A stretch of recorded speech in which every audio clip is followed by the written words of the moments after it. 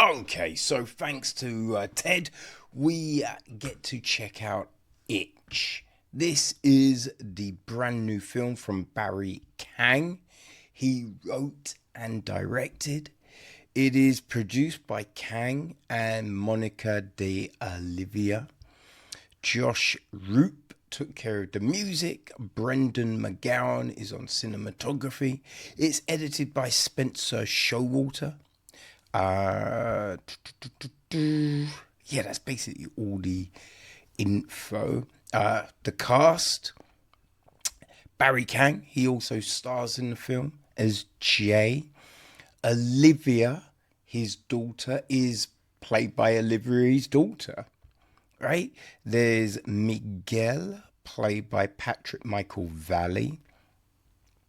Um, Miguel's daughter is Gabriella, played by Azima Arib.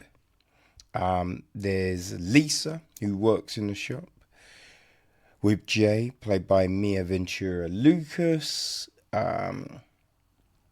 We've got Henry, played by Douglas Sterling. The police captain, played by Carl J. Grasso. Monica, played by Monica de Olivia. The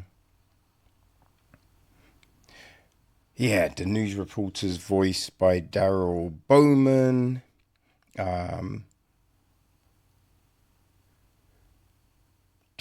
That's the main lot of people. The crazy customer, who we see at the beginning, is played by Rue Starr.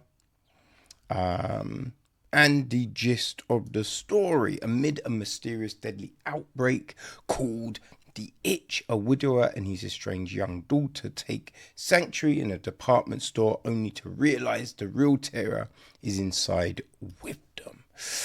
Boy. Okay, so we got a director's statement. It reads: Itch is inspired by a true event I witnessed at my family's discount store, which also serves as the main setting for the movie. Without revealing too much, I saw a bizarre scene involving a wild customer, which left a lasting impression on me. This experience compelled me to create a film around it. I grew up watching movies from the 70s, 80s, and 90s. As an immigrant, I often felt like an outsider, and film became my refuge. And my work drew inspiration from that era of filmmaking. My previous films were influenced by my longtime idols: Scorsese, Tarantino, Mayville. With Itch, I aim to pay homage to classic horror films like Dawn of the Dead, The Mist, and 28 Days Later. At its core, Itch is a true story about the fractured relationship between Jay and his daughter, Olivia. Their journey to mend their bond serves as a powerful reminder of love and healing, even amid brutal difficulties. As a young parent, I often grapple with the fear of not being able to care for or protect my child. It's natural to worry and imagine the worst case scenarios. This film is an extreme expression of that fear. Every character in this story grapples with the heavy burden of loss and guilt, two of the most profound and painful human emotions. These feelings can lead individuals down unexpected paths, promoting them to take action that can be both heart-wrenching and redemptive. It's a reminder of how deeply our struggles can shape our choices and lives. We created this film on a modest budget, focusing on our strengths and embracing our weaknesses. Although we lacked resources, we compensated with hard work and creativity. My goal was to collaborate with like-minded filmmakers and actors who share a passion for the craft and are dedicated to creating compelling stories despite the challenges. As a versatile DIY filmmaker, my work is recognized for its gritty realism and nuanced portrayals of ethnic characters. I thrive on telling stories with depth that highlight underrepresented minorities, all while maintaining high production values despite budget constraints. My mission is to continue delivering impactful indie films that inspire and engage audiences. So I think, yeah, watching this, right, there's definitely that grittiness, right? Like the color palette used does a really good job of helping bring that to the fore.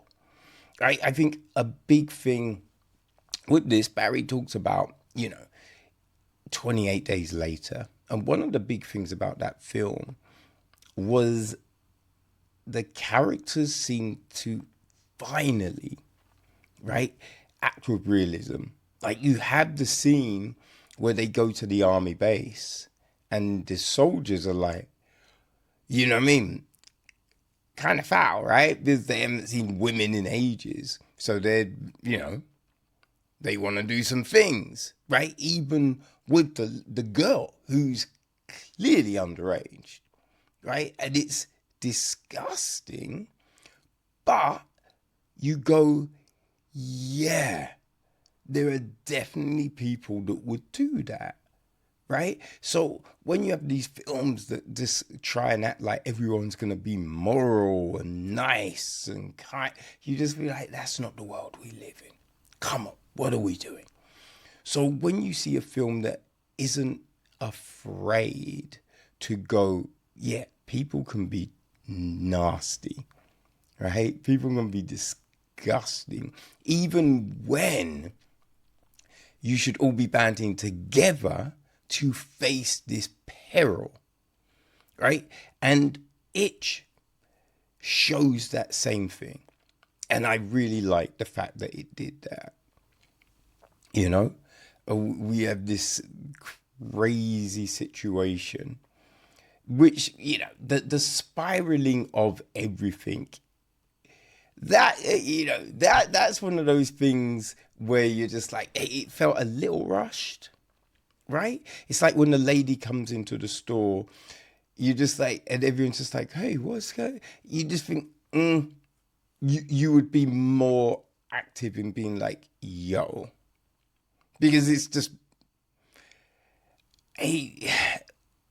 regardless of a pandemic or anything like that, it ain't going to be hygienic, right? There's definitely something about that you just wouldn't want there.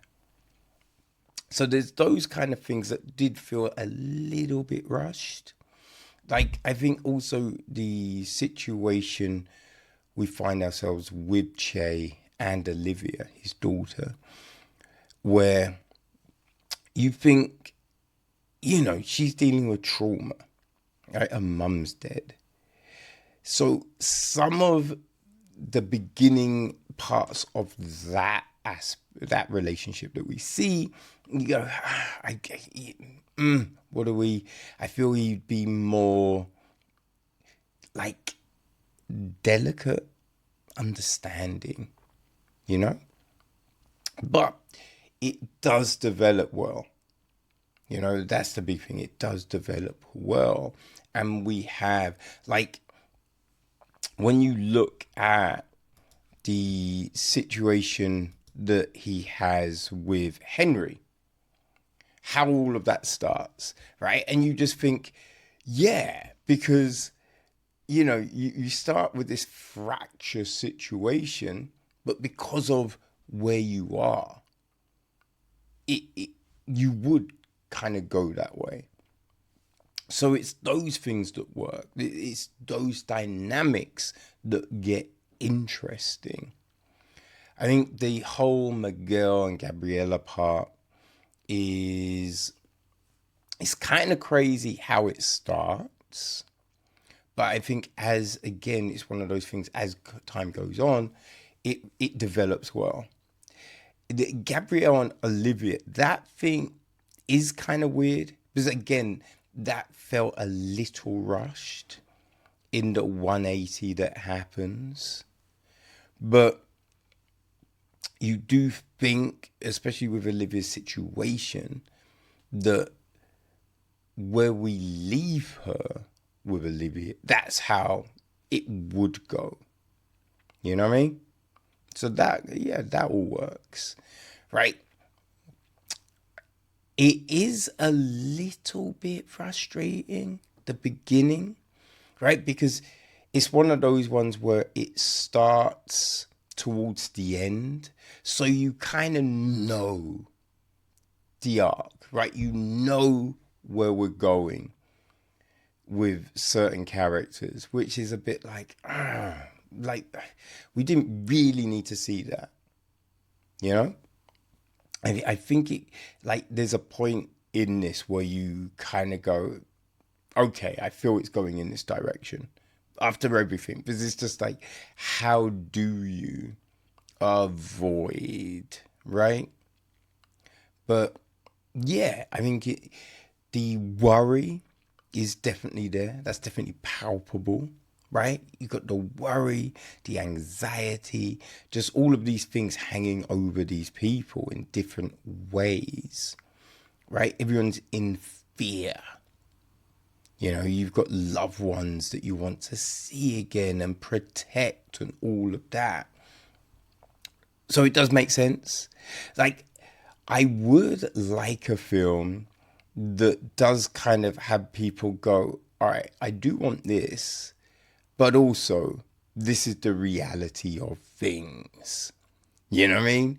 Because it's just like, I get it to some degree, but then also you'd be like, well, where does this go? You know, it's difficult because that's all I can really say. I don't want to give anything away here for you people, but here are those things. I think this is the third feature from Barry, right? And so there's definitely a lot to like here. As I said, there's some frustrating things with the script, right? With the story development in places, you know, just it can feel a little rushed or just the start of it. But where we finish, where we are left off, that's all very good. Some of the fights, yeah, don't really look like fights. You know what I mean? Like the choreography could be better, but they are on a low budget, as you heard from in Barry's statement. You know, so those kind of things can be difficult. You know what I mean? But it is, yeah, it's definitely, I think if you're a fan of this kind, you know, those pandemic type of films, right, like 28 Days Later, you know, like Dawn of the Dead, just those kind of things, Dusk Till Dawn, not so much Dusk Till, well, I mean, the part of it, right, not with any vampires. But yeah, if those are the kind of films that you really enjoy, then I think The Itch will interest you. I think you'll like it. You know, it does some interesting things, right? It definitely has a realism to it, which is good. You know, obviously, some of the like the police chief at the beginning, you just be like, I mean, that just all feels a little bit.